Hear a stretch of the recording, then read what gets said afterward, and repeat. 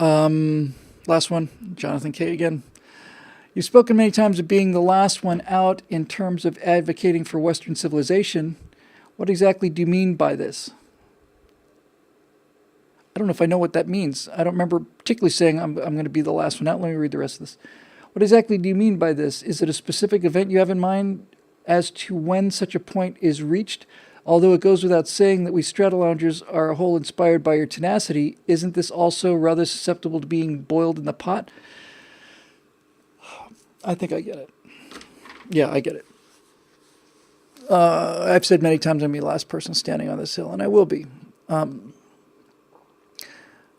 And to answer your question, Jonathan, I'm not going anywhere. But it may be a case of, I forget who said this. Somebody, some warship or something sank, and the captain was, said, "Why did you abandon your ship?" And he said, "I didn't abandon the ship abandoned me." And that's the same thing that Ronald Reagan said about the Democratic Party. He said, "Why did you abandon the Democratic Party?" Reagan said, "I didn't abandon the Democratic Party. The Democratic Party abandoned me." I'm going to be doing this for as long as I can. I'm going to do it as long as I can because I have to. And when I say I have to, I don't mean I have to with a gun to my head. I have to internally. I'm just constitutionally, if you'll pardon the expression, constructed in such a way that I just cannot sit back and watch this without doing everything I can. But there are things that are beyond my control.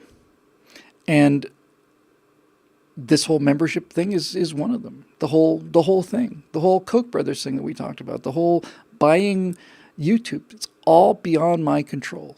And this is a rock I try to roll up the hill every single day. And every single day I just bang my head against this wall and I just wonder, okay, I'll go as long as I can go. And then that's as far as you can go. So I don't know. I just recorded a membership appeal, which I'll probably release tomorrow or the next day.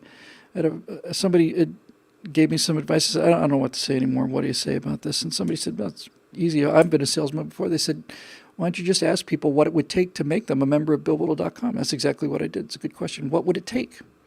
And I don't know. If it's something I can do, I'll do it. Over at Daily Wire, they've got a staff of 25 people. We have a staff of 3. We put out about the same number of programs that they put out over there. Clavin does a show a day. Shapiro does a show a day. And Mike Knowles does a show a day. And I do 3 shows a day. And they've got editors, graphic designers, producers, researchers. They've got marketing guys. They've got social media guys. We all have to do this with 2 or 3 of us. And I'm just going to keep going until I can't. And that's the reality of the world. I wish it wasn't this way, but wishing doesn't make things so. That's something I learned a long time ago. So I don't mean to be a downer, but reality's reality, right? This big Democratic win is disheartening, and George Soros putting $18 billion into this fight is very disheartening. I don't know really what to say beyond that. I do know that if I was on the other side of this debate, I would be rolling in cash. Rolling in cash. There'd be any number of foundations that would be paying me to spread the progressive word. And paying me well. Bernie Sanders, champion of socialism, has 3 houses and I think drives a $170,000 car or something like that. It doesn't work that way on the side of the capitalists and the freedom lovers. So, we do what we do, and we'll keep doing it as long as we can keep doing it. I'm excited about this video game idea because it's new and it's different and it's a message without the messenger, and I don't know. We'll see. We will see. But, I remember saying it's one of these things that no one's going to appreciate until it's gone. And I'm not talking about me.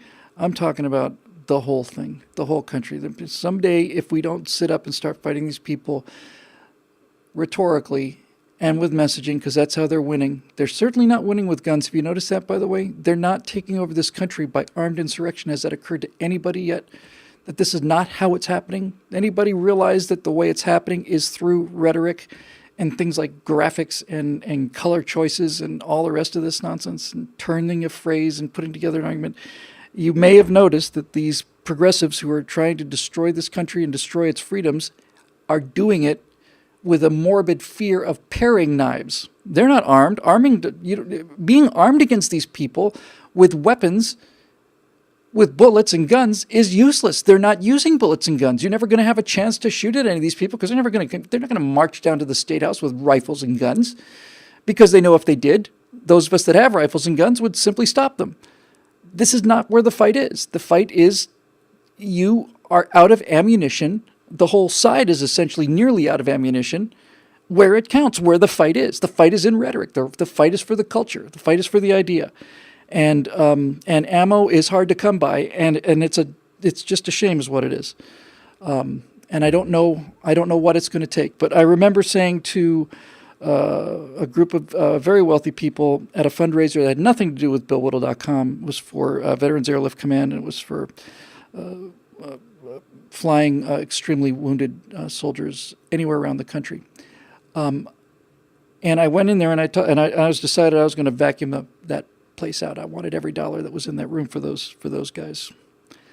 And I basically said, look,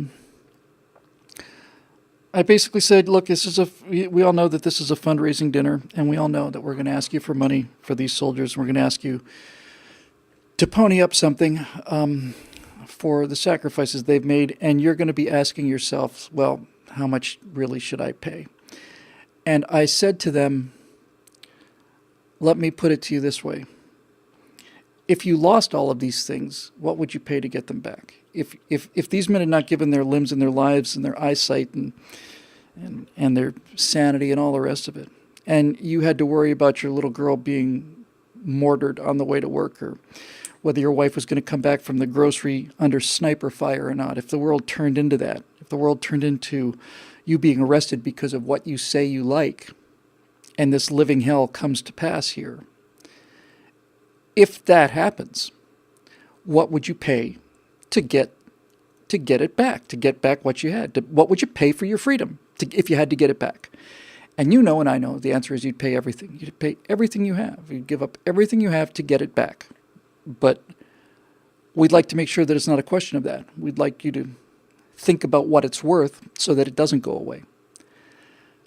But if it does, then you'll start asking yourselves, and everybody will start asking themselves, what would we pay to get it back? But the problem is, by that point, it will probably be too late for us. Maybe another 100 years or two, maybe people will get the idea again, and they'll take some risks. But if it goes, it's gone. And if you think it's hard to keep this fire burning, just try relighting it once the kindling is soaking wet. And that's where we're headed. So I'm doing my best.